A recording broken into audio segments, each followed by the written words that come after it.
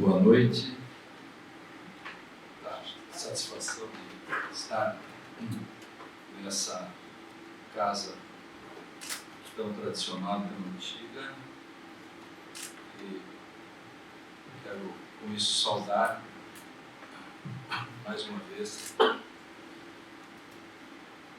a nossa presidente, doutora Rita,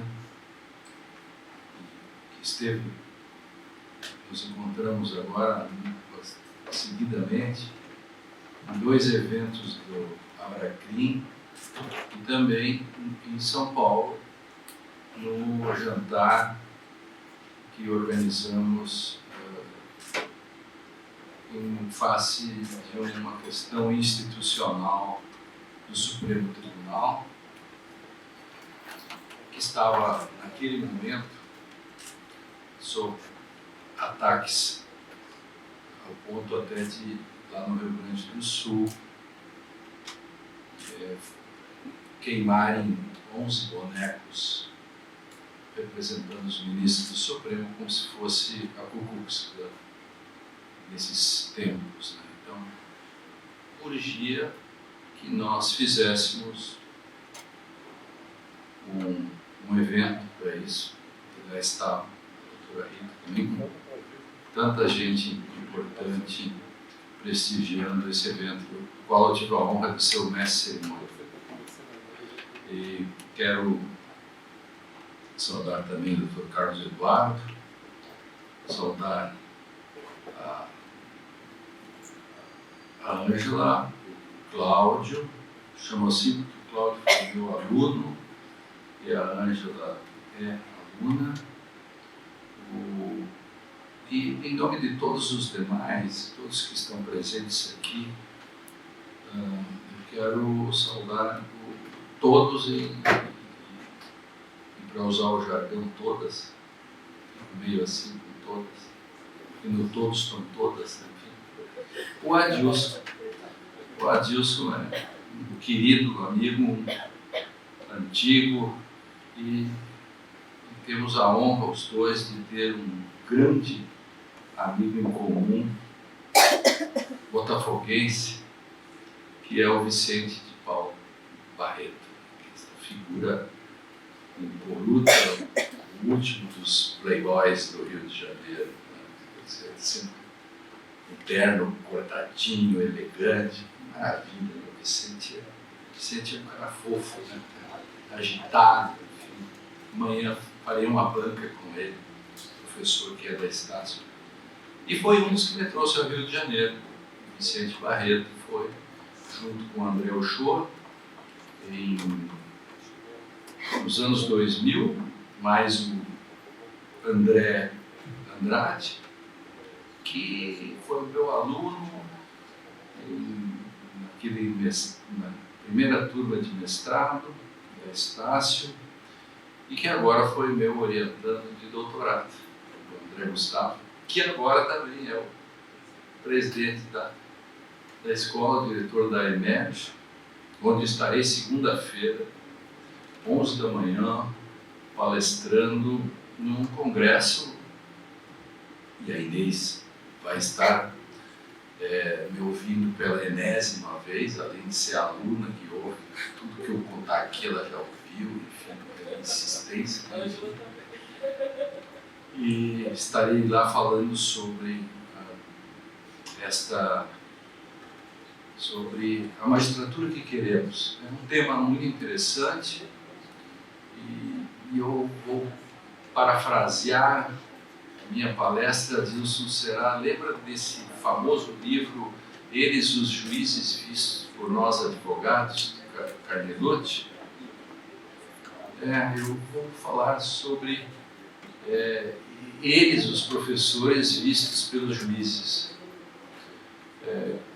Como os juízes veem os professores, ou deveriam ver os professores, ou como os professores se comportam e são analisados pelos juízes, ou qual é o modelo de professores? Sempre se fala em modelo de juízes. Qual seria o modelo de professores? Quantos modelos, né? O Cass Sunstein, o famoso linguista americano, diz que existe 4 modelos de juízes, mas há algo assim que também, não de forma ortodoxa, mas ele diz que existem juízes, os heróis, os minimalistas, os soldados e os mudos. O grande problema é que ele mesmo diz que esse é um modelo que se aplica para os Estados Unidos. Aqui no Brasil, poderia ser até, existem bons modelos, né? O herói é o juiz ativista, é iluminista, é salvar via judiciário, enfim, adiantando a história. Não preciso desenhar, né? Fazer o VAR desse modelo de juiz. O minimalista parece ser uma espécie de juiz ideal. Se eu fosse juiz, eu seria minimalista. Eu, como promotor, 28 anos, eu fui um promotor minimalista, no sentido de obedecer à lei, considerar a lei como algo civilizatório, a conquista da civilização. No fundo, o minimalista é um juiz constitucional. O mudo, entra mudo e sai calado, o próprio nome diz, e o soldado segue sempre as maiorias, gosta muito de uma coisa chamada colegialidade. Enfim, quais seriam os modelos? Mas ele diz isso pode funcionar para os Estados Unidos, não quero exportar esse modelo. Aí eu fiz uma caricatura disso. Eu disse que o grande problema quando nós temos 4 modelos de juízes desse quilate é que na mesma sessão estão reunidos os 4 modelos num colegiado. E alguns deles começam votando como minimalista e terminam o voto como herói. Ou num dia ele é herói, no outro dia ele é mudo, e no outro dia é soldado, no outro dia é minimalista. Esse é o grande problema da coerência e integridade, que eu ajudei a colocar no Código de Processo Civil e ninguém obedece. Está lá no artigo 926. Enfim, então, quais seriam os modelos dos professores? Porque jabuti não nasce em árvore, né? Foi gente ou foi enchente. Então, os juízes, promotores, advogados vieram de algum lugar. Que lugar é esse? A universidade. Todos passaram por professores. Não existe jurista feito, a não ser um robô. Victor, por exemplo, que é o grande jurista contemporâneo lá do STF, que fulmina os nossos recursos. Tá? O Victor, esse faz parte daquilo que o Jerry Nunes chama de Einsatzgruppen de processos, os exterminadores de processos. Então, nesse sentido, eu quero... Sobre isso falarei, e estão convidados também, se ele tiver lugar. Eu não quero saudar a Rosane, que veio comigo, ontem era dia dos namorados, então junto também, e vai passear, está passeando pelo Rio de Janeiro, e mais uma vez vai me ouvir e vai me desculpar de algumas coisas repetitivas, que depois serei criticado por isso, mas eu já estou adiantando antes. Tá? Verdade? Pois muito bem. Eu fui um mestre de cerimônia lá em São Paulo, de uma situação muito difícil, porque era um jantar, a Rita que estava lá. Posso chamar de Rita? Sim, senhor. Muito bem. Então,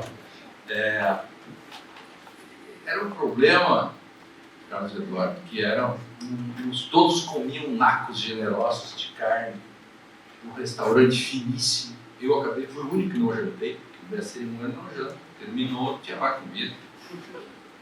Mas aquela gente toda comendo e tomando aqueles vinhos gostosos, aqueles vinhos que a gente come com garfo e faca, e conversavam entre si. E o Marchaer me disse: vai lá, começa e te vira. Eu fiquei pensando no cantor de churrascaria, que é um sujeito que eu tenho uma empatia enorme por cantor de churrascaria. Eu entro na churrascaria, tá o cantor ali, eu fico numa empatia, eu digo, pobre homem. Vai cantar e vai perder para a primeira picanha gordita que passa. E ele se esforça e não adianta. E não adianta. E as pessoas, e ele toca mais alto e as pessoas começam a falar mais alto.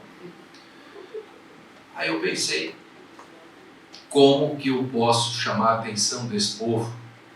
260 advogados, todos faladores, reunidos em torno de uma mesa posta, e segurar essa gente, porque 4 pessoas falariam até chegar a vez do presidente do STF. Aí eu me lembrei que talvez a literatura ajudasse.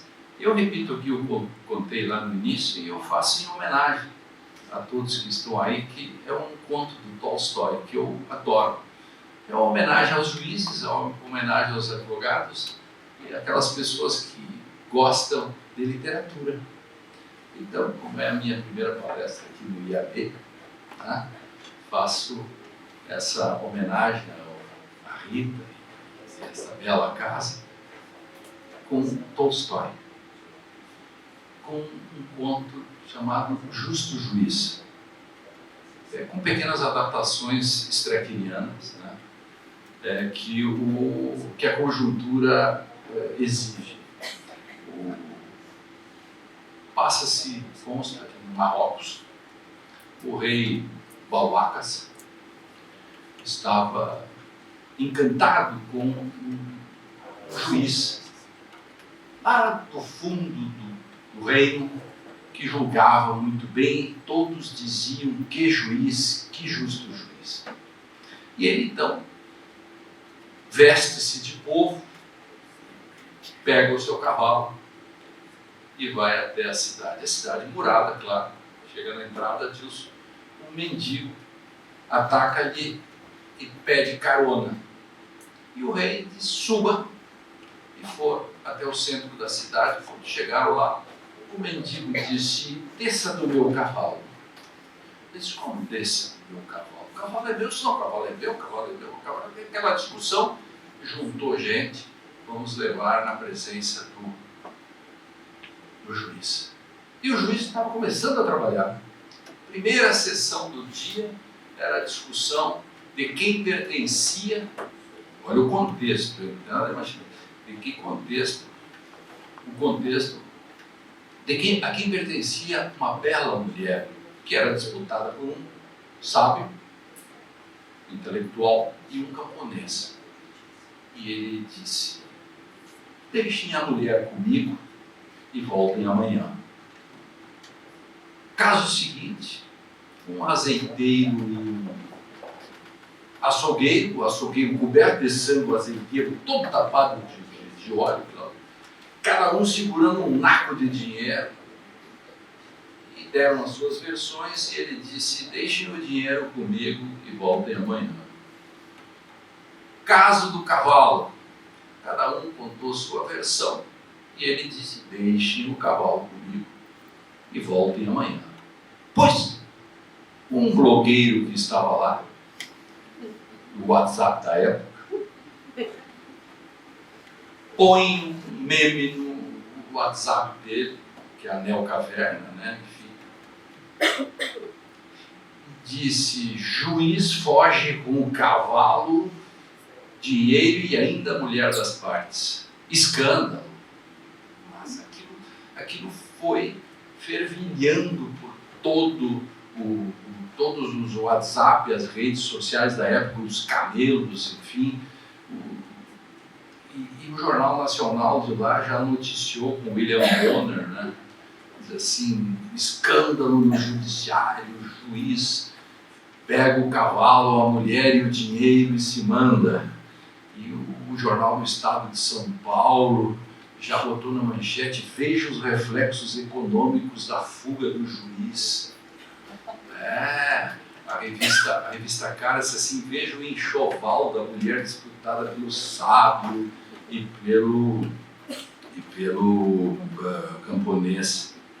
E a revista Veja já colocou a manchete, né? Lula está envolvido com um caso do cavalo, enfim, escutas clandestinas que só eles tinham acesso, enfim. E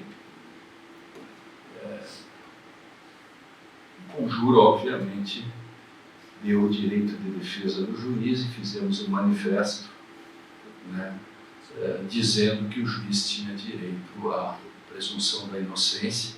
Aproveitamos, fizemos propaganda da DC 44, que eu fui um dos subscritores, enfim, e já fizemos um manifesto para que o Supremo imediatamente julgue a DC 44 para que volte a presunção da inocência, enfim, misturando todos esses assuntos. No dia seguinte, o juiz, todo enlameado, volta ao trabalho, coitado, sofreu a noite toda, esculhambaram com a vida dele, contaram tudo, e ele volta para o seu trabalho e começa a julgar.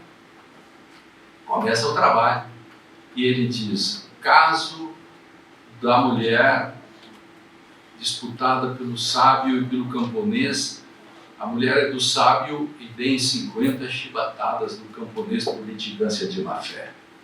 E o povo... Segundo caso, o dinheiro é do açougueiro, 50 chibatadas do azeiteiro por litigância de má fé. Caso do cavalo, aproximem-se, por favor. O mendigo e o rei se aproximaram e disseram assim: os senhores são capazes de reconhecer o cavalo? Claro que sim. O mendigo disse: esse cavalo é meu. E o rei disse: o cavalo é meu. Reconheceram ambos os cavalos e o rei disse: muito bem, o cavalo é desse cidadão, o mendigo leva 50 chibatadas por litigância de má fé. E ele ficou encantado com aquilo. O rei saiu correndo atrás, segurando o braço do juiz. O juiz disse: o que é? Não gostou? Disse: não gostei demais, eu queria que me contasse como é que o senhor julga assim. Se o juiz disse: bom, eu não julgo conforme o que eu penso, eu não julgo conforme minha consciência, eu julgo elementos subjetivos. Eu sou um juiz constitucional, sou um juiz da legalidade. Então, sim, mas então, no primeiro caso, eu simplesmente levei a prova para casa, que é a mulher, botei ela a fazer atividades de intelectual, de sábio, todas as coisas, e ela desempenhou maravilhosamente. Quando disse para ela fazer atividades de camponesa, ela não sabia nem segurar uma enxada e não sabia nem o que era uma foice. Logo, eu deduzo que ela só podia ser a mulher do sábio. Disse: muito bem. E o segundo caso? O segundo caso, eu levei a prova para casa, peguei a prova, o dinheiro e botei dentro d'água. Como não saiu nada de óleo, este dinheiro nunca esteve com azeiteiro, sempre esteve com açougueiro, 100% de possibilidade de eu estar certo e, portanto, decido assim. Muito bem, maravilhoso. E o caso do cavalo? Nós dois reconhecemos o cavalo. O senhor não tinha nenhum outro elemento para saber se eu tinha? Eu pedi para os dois reconhecerem o cavalo. E o cavalo piscou só para você. Ele reconheceu você. Então, esse é o justo juiz do nosso querido Tolstói. Com isso, eu homenageei todos vocês para falar sobre por que hoje defender a Constituição, a legalidade, é um ato revolucionário. Para que serve o direito? A gente poderia dizer: por que é melhor ouvir o ronco da Constituição do que a voz das ruas? Por que a Constituição? Para que serve o direito? A grande discussão, né, é saber o que fazer com os nossos juízos morais. Essa é uma discussão muito forte que vem desde o século XIX. Como nós vamos resolver os nossos disagreements, os nossos desacordos. Se nós fôssemos aqui fazer uma enquete sobre determinados pontos, vários, cada um dos senhores daria a sua opinião. E provavelmente nós discordaríamos, porque se 100 pessoas falarem sobre um assunto, cada um dará a sua opinião. E a questão é: como resolver os nossos disagreements. Pois um autor que eu gosto muito, que chama Alasdair, traduzindo para o português, né, Alasdair MacIntyre, escreve sobre escreve uma distopia que serve para nós entendermos um pouco o que é o direito. E para que serve o direito? Ele diz que há um determinado momento, e é muito apropriado para esses tempos, que as pessoas começam a botar culpa na ciência. Tudo que dá de errado, a culpa é da ciência. Então, como hoje nós vivemos em tempos de terra plana, anti-intelectualismo, então se dá errado alguma coisa, a culpa é da ciência. E as pessoas têm orgulho de serem idiotas. As pessoas não leem livros e acham bonito. E quando ela se encontra com outro que não lê também, ele tem a clássica frase: você me representa. Então, um idiota encontra outro idiota, ele sai na rua e encontra o terceiro idiota e já faz um grupo de WhatsApp. Pronto. Ali começa a destruição do mundo. Aliás, Deus baixou uma medida provisória disso. Fiquei sabendo, recebi um Twitter dele, posta um B, claro, ele sabe tudo. Ele disse que agora o purgatório, quem vai para o céu ou para o inferno, ele mudou todos os critérios. Ele vai olhar o WhatsApp de cada um. E não adianta apagar, porque Deus sabe o que você apagou. Entendeu? Deus sabe tudo. Agora, se você disse que só estava brincando, Deus vai admitir um recurso com efeito suspensivo. Mas Deus vai olhar para saber qual foi sua posição até hoje sobre a presunção da inocência. Se você andou postando coisas, dizendo tem que prender, não tem efeito suspensivo, seu efeito é só devolutivo. E, portanto, lá pelo CPC, você vai direto para o inferno. Então, Deus é justo, Deus sabe. Então, portanto, eis as novas diretrizes estabelecidas. Pois, o MacIntyre, então, diz que nessa sua distopia, há um determinado momento que as pessoas começam a incendiar bibliotecas, a apedrejar sábios, os intelectuais são criticados e surge um novo paradigma, o não saber. O não saber. O saber nenhum, ele triunfa e, portanto, se estabelece o reino da obscuridade, o reino dos ignorantes.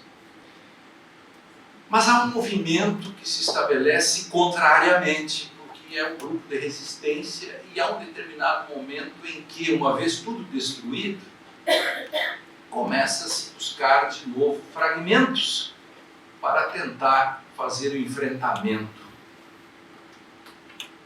e construir um outro saber. Só que está tudo fragmentado, porque afinal de contas tudo foi destruído e temos apenas fragmentos e não conseguimos fazer as ligações. O resultado disso, desagrementos. Nós só conseguimos fragmentos, e fragmentos são pequenas opiniões, e opiniões não são teorias, e com isso nós temos um caos, e nesse caos cada um diz o que quer. É o reino do emotivismo, é o reino do opinionismo. Ou seja, houve a destruição e a reconstrução se torna quase impossível, porque cada um tem sua opinião e tudo parece que vira programa de rádio em que cada um tem sua opinião e ninguém tem razão. Qual é a saída para isso? Nesse momento eu me afasto de MacIntyre, que faz uma outra discussão, e eu entro com o direito.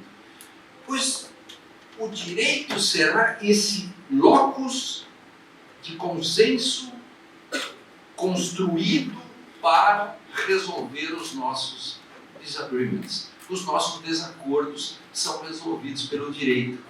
Nós fazemos uma Constituição e, ao invés de cada um dar sua opinião sobre o que deve ser na sociedade, nós construímos uma Constituição E lá nós colocamos a minha opinião, a da Rita e tal, os vencedores, os que tiveram mais votos, colocaram e construíram a Constituição, e assim se fazem as leis, e agora nós temos uma Constituição que vai resolver as nossas divergências.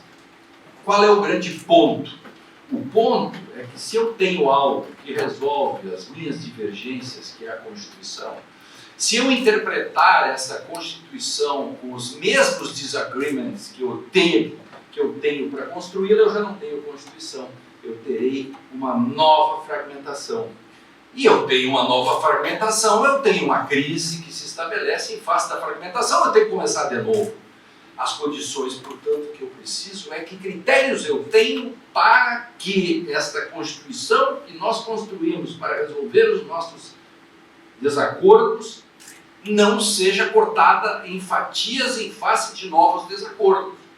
Claro que nós não vamos fazer a interpretação da Constituição mecanicamente, mas também ela não será o produto da opinião emotivista de cada pessoa. Então, nesse sentido, nós temos o direito com o seu poder coercitivo. Por que eu preciso de uma lei para que o sujeito dê um lugar para uma mulher grávida? Moralmente, eu tenho a obrigação moral de dar o lugar para uma mulher grávida. Mas não funciona assim. Eu preciso ter uma lei dizendo lei municipal número tal com uma sanção. Por quê? Muito simples. Porque o sistema moral não me obriga. Eu posso dizer não gosto de mulheres grávidas, ou estou me lixando, ou, quem sabe, não vem uma grávida e vou sentar. Quando ela chegar, eu vou ver. Se ela não reclamar, eu fico. Ou seja, eu tenho N argumentos que a gente vai chamar de razões de primeira ordem. Eu tenho razões de primeira ordem para visitar um amigo meu, bebi 3 cervejas, portanto, eu corro o risco de perder a minha carteira, enfim, mas eu tenho razões para ir porque é o meu desejo. Moralmente, eu quero visitar meu amigo. Como é que eu salvo isso? Como é que nós nos salvamos? Com razões jurídicas de segunda ordem, que impedem que ou que fazem, que me obrigam a levantar quando a mulher grávida chega. Agora, se isso é assim, se o direito é coercitivo e a moral não é, e portanto nós precisamos do direito para obrigar com que os nossos juízos morais sejam contidos, porque na hora de decidir, se o juiz diz eu não gosto desse réu, ele tem direito, mas eu vou ferrá-lo, ou não vou dar o habeas corpus, mesmo que a lei permita, mas eu quero que ele fique preso, é um juízo moral. Por que nesse caso o juízo moral dele tem o poder de mandar nele e com isso ele exclui um juízo jurídico? Esse é o nosso desafio, fazer com que os juízes, nós outros todos, coloquemos nossos juízos morais sobre uma lei de lado e deixar aqui que a lei e a Constituição seja cumprida. Esse é o primeiro grande desafio de um jurista, né? Então, nesse caso, o direito deve ter uma coisa importantíssima, que é um grau de autonomia. Ele tem que ter um grau de autonomia, por quê? Porque se ele não tiver um grau de autonomia, os juízos morais, políticos e econômicos vão acabar com ele. Agora, como que eu consigo fazer com que esse direito tenha um grau de autonomia? Pensemos no direito como uma... Isso aqui não é parece o VAR, né? Está pensando... O futebol inventou o modo de tirar a discricionariedade dos juízes, o VAR. Mesmo assim, não adianta muito, mas enfim. Mas tem melhorado. O Botafogo mesmo foi prejudicado outro dia pelo VAR, né? Sou solidário, enfim. O Botafogo, coitado. Então, o direito é como um castelo. O castelo é construído pela moral, pela política e pela economia. Juntam-se todos os desacordos. O pessoal da economia, o pessoal da lei, brigam, é como fazer um estatuto num edifício. Brigam todos, mas no final sai o estatuto. Sai a Constituição, sai a lei. No dia seguinte, cada um vai brigar pelo seu pinhão. Por quê? Porque é normal que na sociedade, é normal que, feita a Constituição, os que perderam a votação tentem mudá-la. Então, pelo lado da economia, querem fazer reformas, por exemplo, que a Constituição pretensamente teria prejudicado. Pelo lado da política, é normal que se tente alterar o conteúdo desse direito. E pelo lado da moral, obviamente, que todos esses juízos morais sobre qualquer dessas coisas da sociedade, que vai do aborto para qualquer lugar, queiram ser modificados. O direito precisa exatamente se defender disso. O direito é um castelo. Uma vez construído, ele tem que se defender dos predadores. Predadores externos, que são os clássicos predadores: economia, política e direito. Economia, política e moral. Ainda tem um quarto predador agora, que são os algoritmos. Aos poucos, os robôs vão precarizar o direito, estão precarizando a questão dos recursos. E tem um quinto predador que surge, que é uma mistura da política e economia e moral, que é o lawfare, que é o uso da política, é o uso político do direito para perseguir inimigos. Lawfare, que vem lá nos Estados Unidos de warfare, que é o uso da guerra, em que se substitui a guerra clássica. O lawfare é você substituir a espada pela palavra. Usa o direito contra o seu inimigo. É o quinto grande predador do direito. O direito só consegue se manter se no castelo ele tiver bons atiradores. Não vou falar dos snipers aqui, porque pode ser mal compreendido, se não entende. Quem morreu não dava para falar em snipers. Mas eu diria assim, eu teria bons atiradores epistêmicos prontos para defender o castelo dos ataques dos inimigos. Mas não basta eu me defender dos inimigos externos. Eu tenho os inimigos internos, porque o castelo, dentro dele, tem morando os inimigos, Adilson, que são o discricionarismo dos juízes, o decisionismo, o livre convencimento. Todos eles vão tirando a sua fatia, abrindo um buraco para deixar os de fora entrar. É terrível. O direito é algo que, se não tiver uma defesa ortodoxa, ele vai enfraquecendo a democracia. E a equação se coloca do seguinte modo: quanto mais eu defendo o castelo do direito, mais estabilidade democrática eu vou ter e mais possibilidades eu tenho de progredir economicamente, mais segurança eu vou ter, etc. Por isso que é nesse contexto que eu, defendendo a autonomia do direito, nesse sentido, eu posso dizer que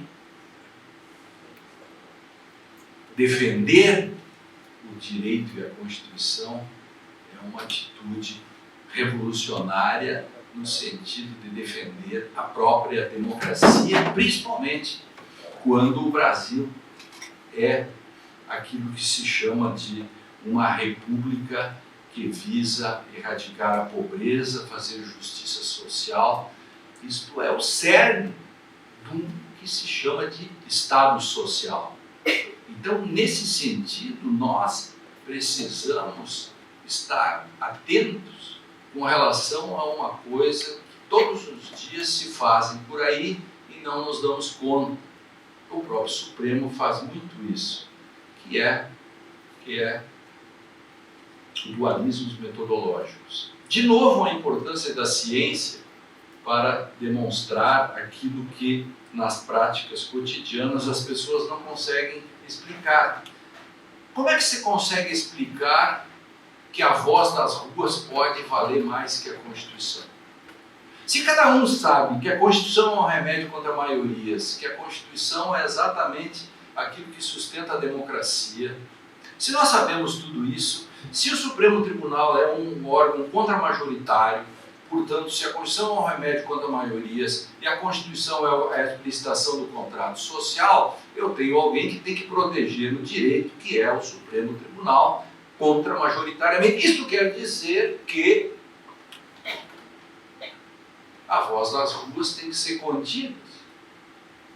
As maiorias têm que ser contidas. A primeira vez que se ouviu a voz das ruas, Barrabás escapou e Jesus ferrou. Então, há que se cuidar com as maiorias. Tem uma frase num banheiro em Buenos Aires que é genial, que diz assim: comam merda, 1000 milhões de moscas não podem estar equivocadas. Por isso que eu não gosto de maiorias, se me entende. Eu não gosto de maiorias. Aliás, em Buenos Aires tem uma livraria enorme que tem uma caixa com vidro e dentro do vidro tem uma Constituição.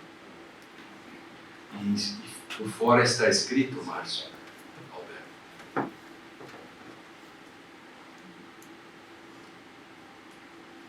em caso de perigo para a democracia, quebre o vidro e pegue a Constituição.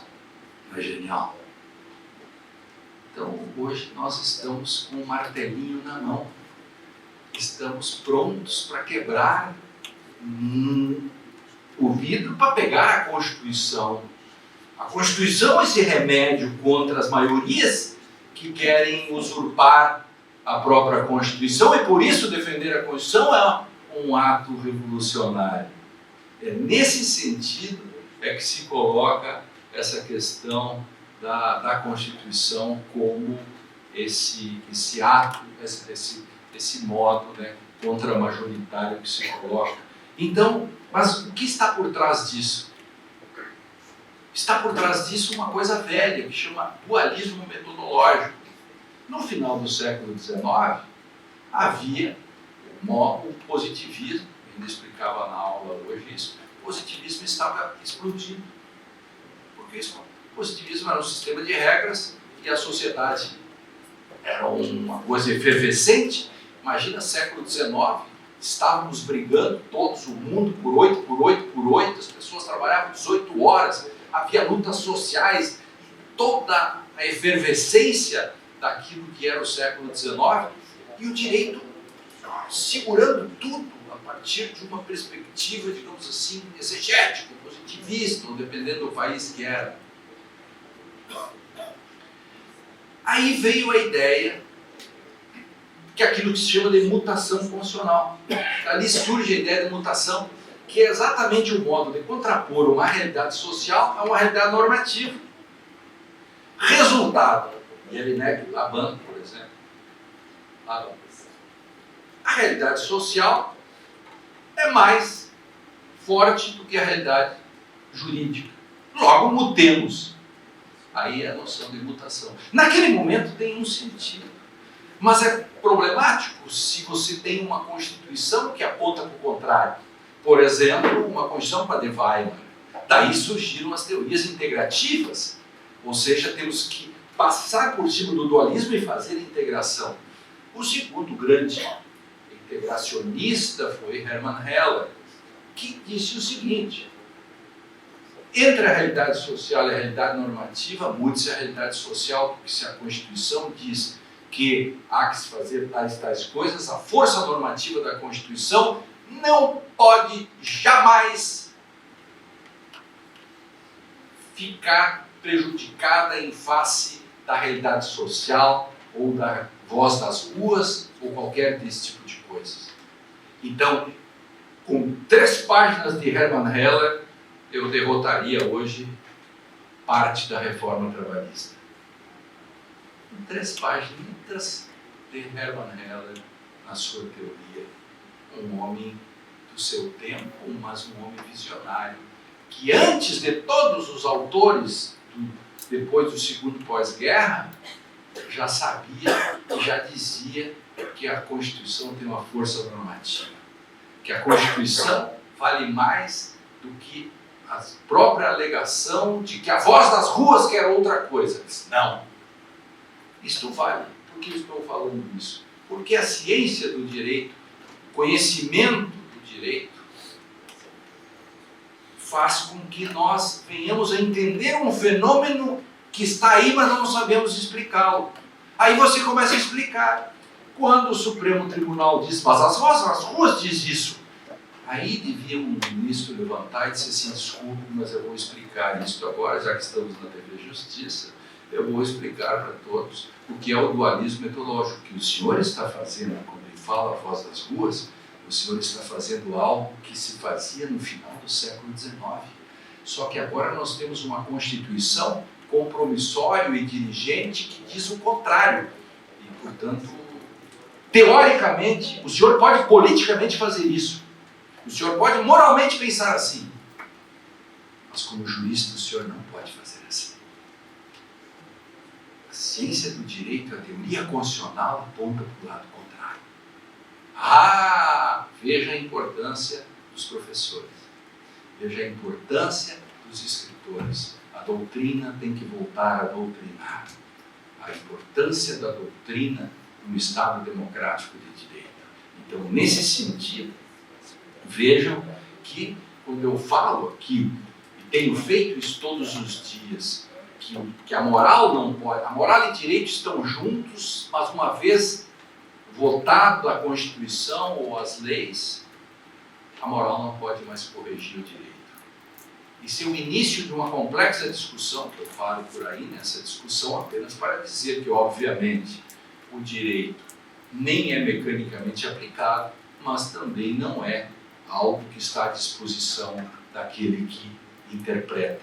Então, nesse sentido, veja que hoje nós temos um problema seríssimo no Brasil, que é, esses dias, 3 ministros se queixaram de que os juízes e tribunais não obedecem os precedentes do STJ. Eu escrevi um texto dizendo: ministro Sebastião Reis, ministro Schietti, ministro Mussi, eu tenho explicação. Eu sei por que ninguém obedece os precedentes.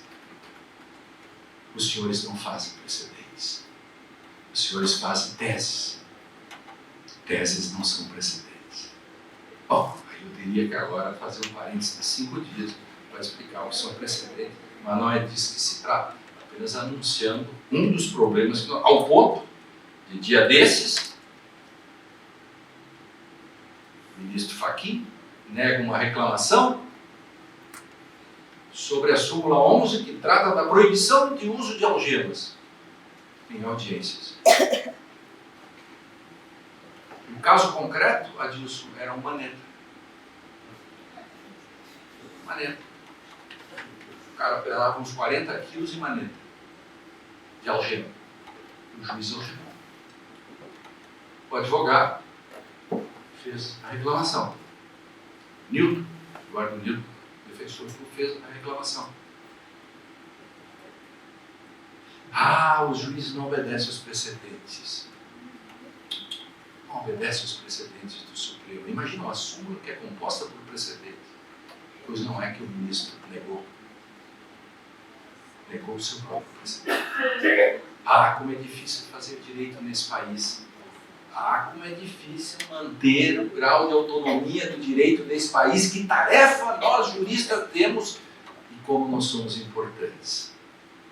Somos importantes porque nós somos os caras que vamos fazer a tradução de bilhões de informações que todos têm à disposição.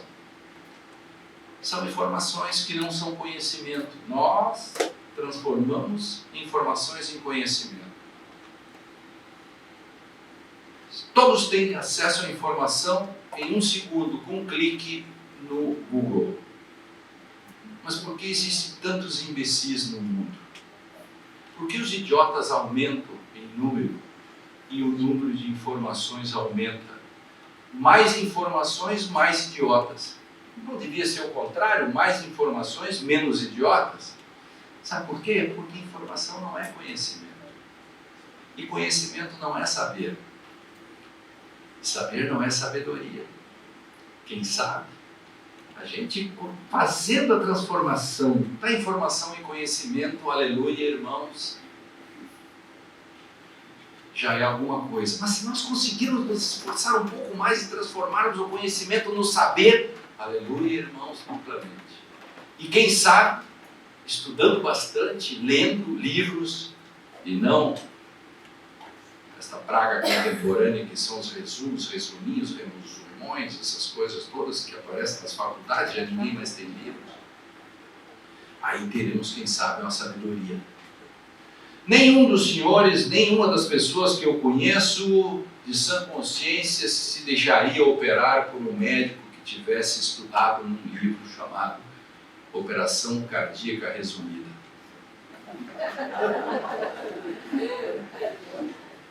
Mas no direito pode, porque o direito pode tudo. Nós não nos damos valor, nós somos vira-latas, não damos valor à doutrina, não nos damos valor e, portanto, as livrarias estão fechando.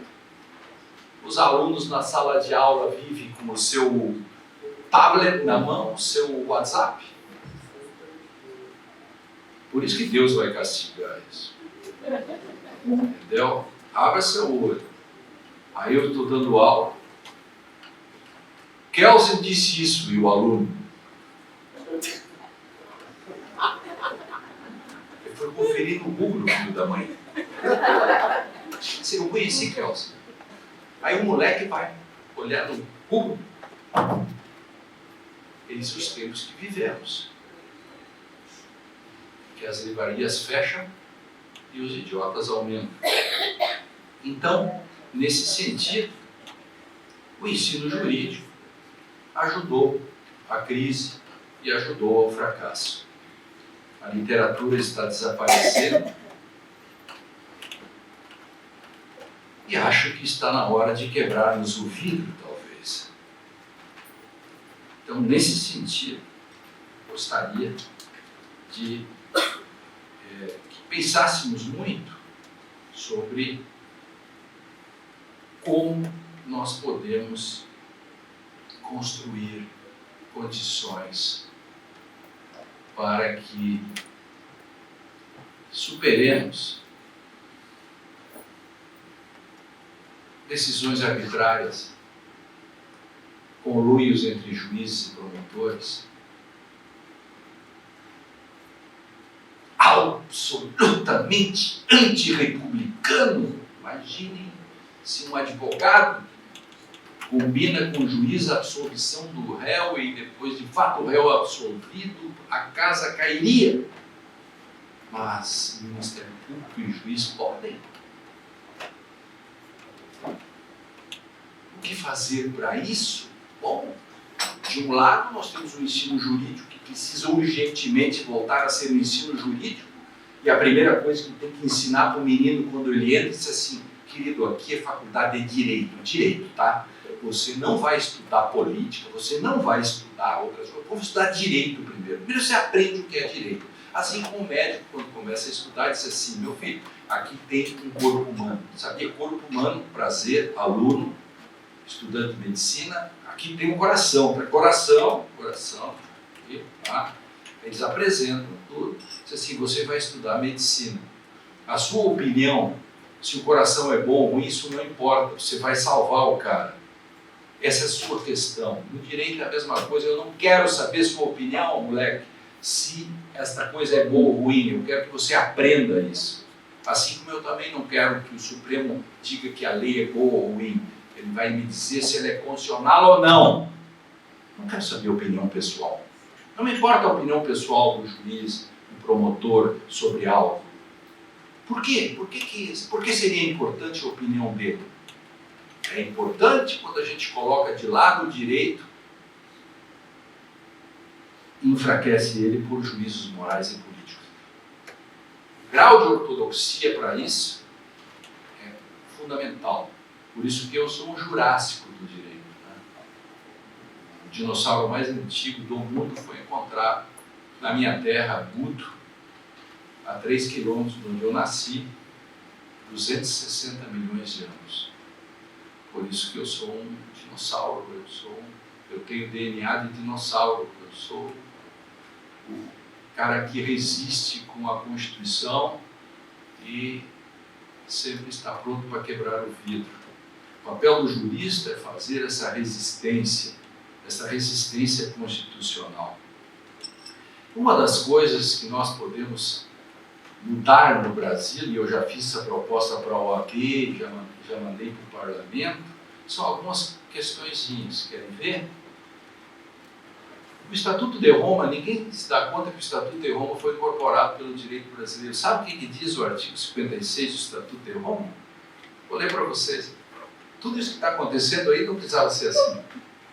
A fim de estabelecer a verdade dos fatos, alargar o inquérito a todos os fatos e provas pertinentes para a determinação da responsabilidade criminal, em conformidade com o presente Estatuto e para esse efeito, o Ministério Público pode investigar, mas deve fazê-lo de igual modo para a defesa e para a acusação.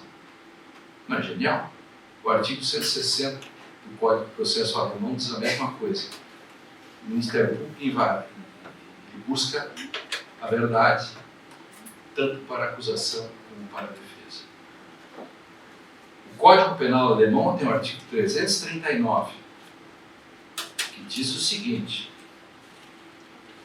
prevaricação. Direcionar juiz promotor ou qualquer outro funcionário público ou juiz arbitral o direito para decidir com parcialidade, pena de 1 a 4 anos. É duro? Não estou dizendo que precisamos disso, mas alguns mecanismos precisam ser postos para que voltemos,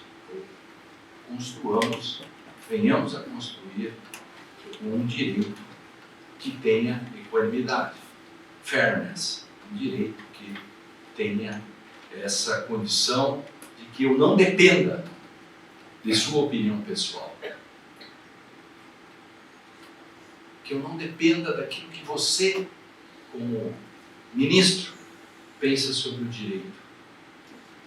Não estou dizendo nada de novo, tem 500 mil autores que dizem isso e já escreveram isso há décadas. Não estou descobrindo a pólvora, apenas dizendo algo que é óbvio no direito.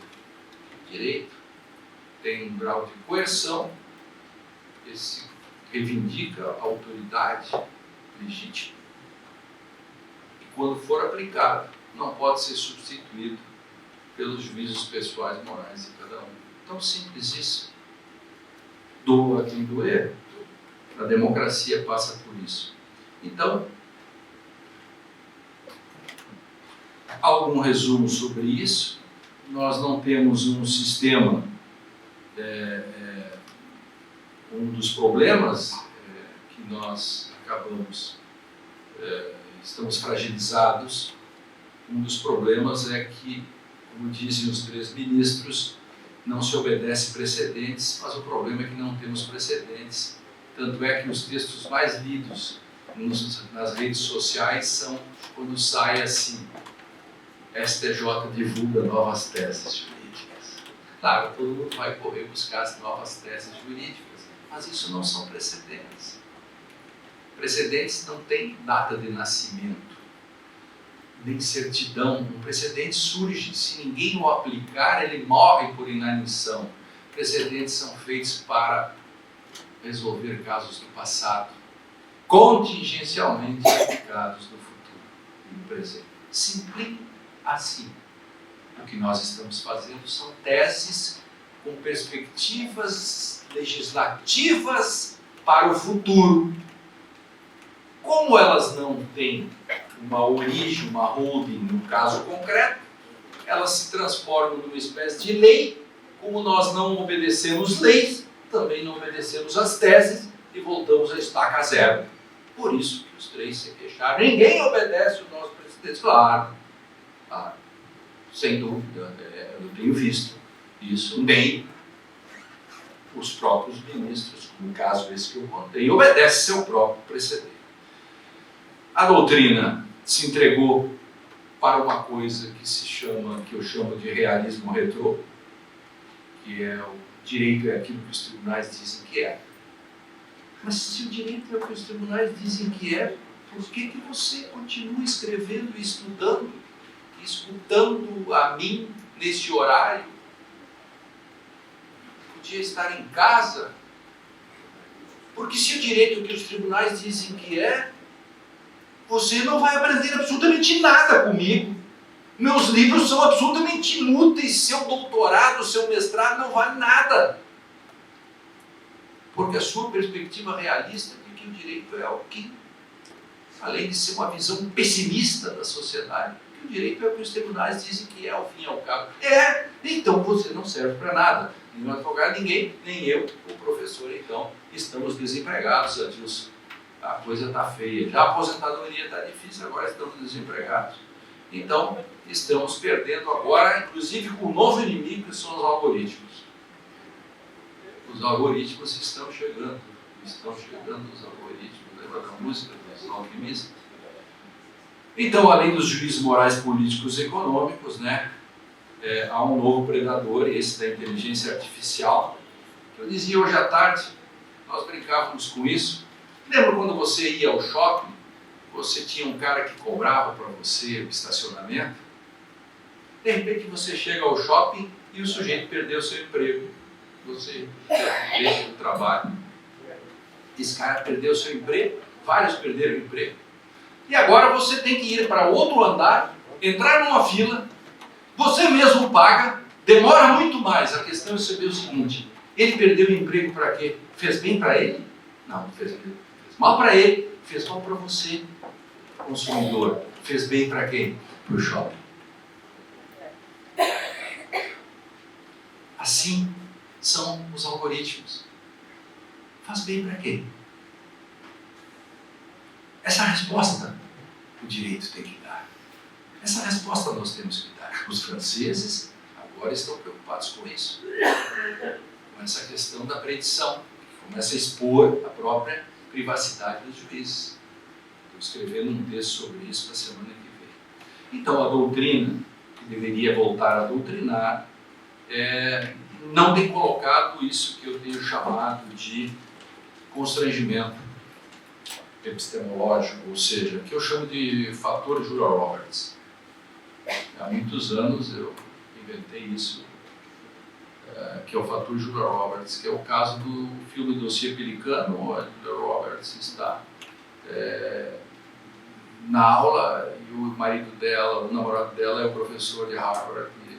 Agora, no Brasil, muita gente estuda em Harvard com R, né? Harvard. Por isso que os diplomas são frios. Harvard, com R, Harvard. Quando se estudou Harvard? Uma maravilha. Enfim, o marido dela estava em Harvard, com H, esse era com H. E aí estavam discutindo lá casos. Então ele dizia assim: no caso Roe versus Wade, o aborto foi não descriminalizado por 5-4.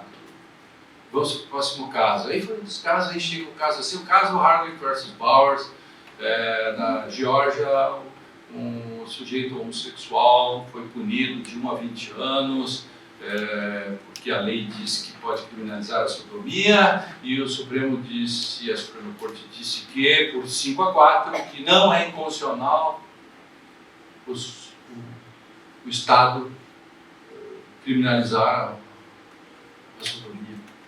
Vamos para o próximo caso, é Julia Roberts negativo. Só um pouquinho. O que é se a Suprema Corte errou nesse caso? Esse é o fator Julia Roberts. Nós precisamos, na doutrina, nós precisamos, como advogados, como doutrinadores, professores, estabelecer a noção do fator Julia Roberts. Ter coragem de dizer: o Supremo errou, o STJ está equivocado, o Tribunal errou. Essa é a nossa função, que eu chamo de, no meu dicionário de hermenêutica, que agora saiu na Espanha também, constrangimento epistemológico. Nesse sentido, a noção de cumprimento da Constituição assume relevância, extrema relevância. A dogmática jurídica necessita apostar mais no conhecimento científico, precisamos valorizar mais os professores.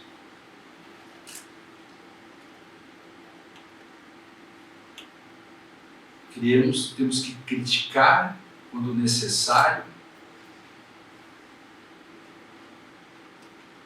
parar com discursos que desdenham a sofisticação teórica, porque como os juristas têm uma péssima formação, grande parcela, tudo que for mais complexo, ele diz, aí vem textão. Que nem nas redes sociais. Mais de 10 linhas, o cara diz, não vou ler, vem textão. Que é um imaginário que se criou nessas neocavernas, né? Platão foi o primeiro a denunciar as fake news, né? Quando ele disse que as sombras são sombras. Platão já sabia disso, né? E ele não tinha o WhatsApp, né? Ele denunciou as neocavernas lá então. Então aqui o que nós precisamos então, cada vez que tem uma crise, cada vez que tem problemas, os juristas têm que saber identificar o paciente zero da epidemia. Qual é o paciente zero da epidemia? Por exemplo, se você invoca a voz nas ruas contra a Constituição, vamos buscar o paciente zero. Eu encontrei o paciente zero. Está lá no dualismo metodológico. Mas se a gente não souber quem é o paciente zero, a epidemia não cessa. Como você termina com a epidemia? Nenhuma epidemia do mundo cessa se você não souber o paciente zero. Os filmes não mostram isso, as epidemias. Quem é, onde começou?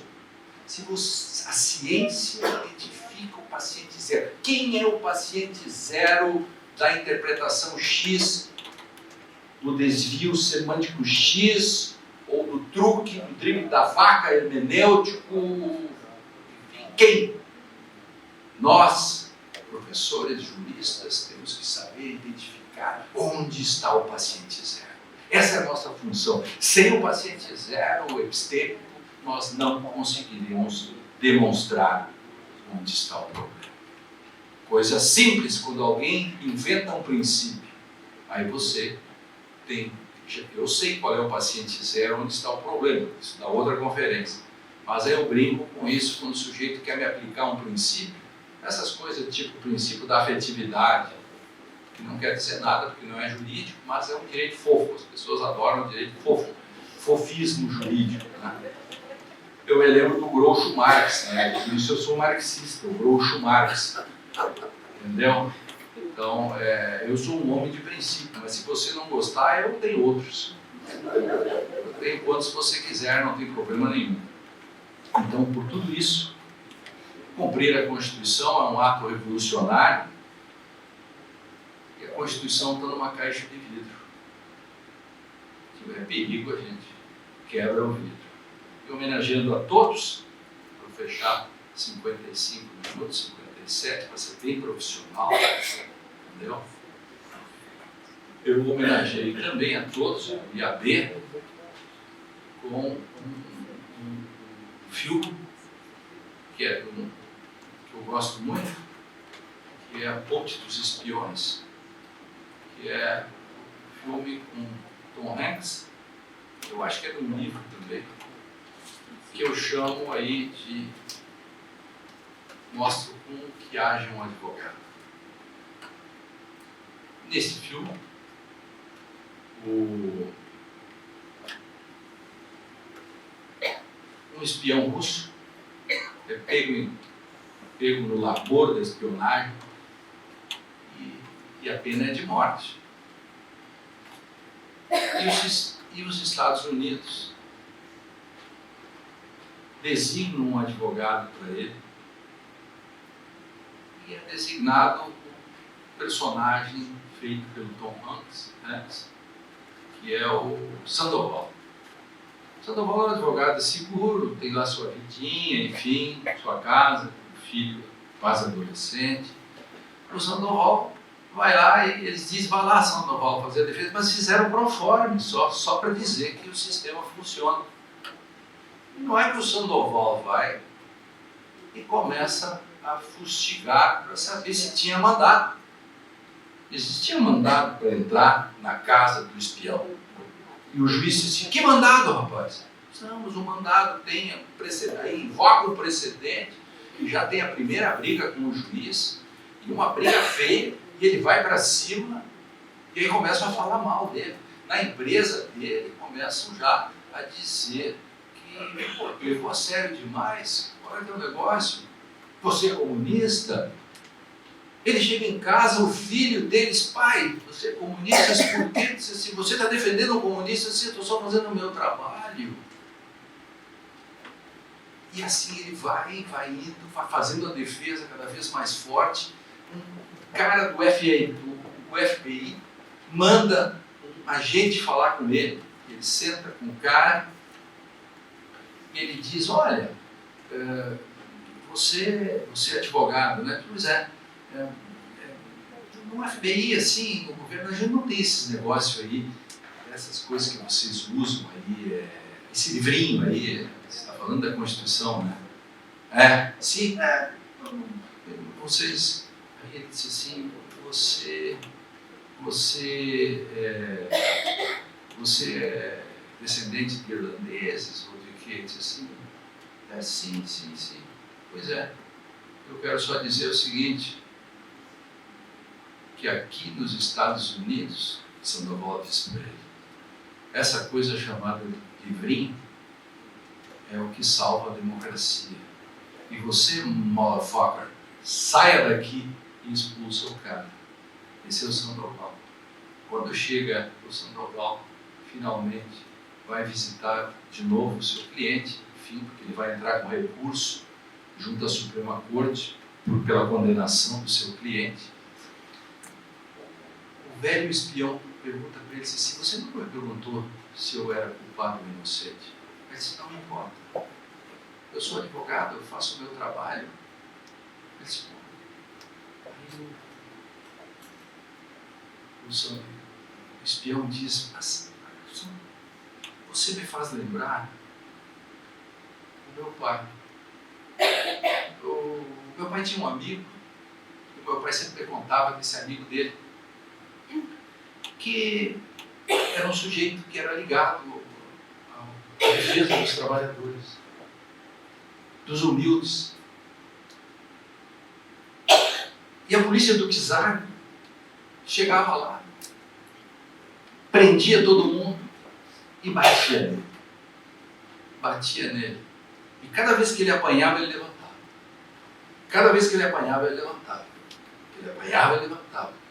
Apanhava, ele levantava. E só por isso ele sobreviveu. Isso a gente chama, lá na Rússia, a gente chama de estoico mujik. O camponês estoico. Ele apanha, ele sofre e se salva. E ele só se salva ao apanhar porque ele levanta. No fundo, lutar pelo direito, pela advocacia, pelo Estado, é um pouco de estoico mujik. Você apanha, você levanta. Você apanha, você levanta. Por isso, estoico mujik para todos.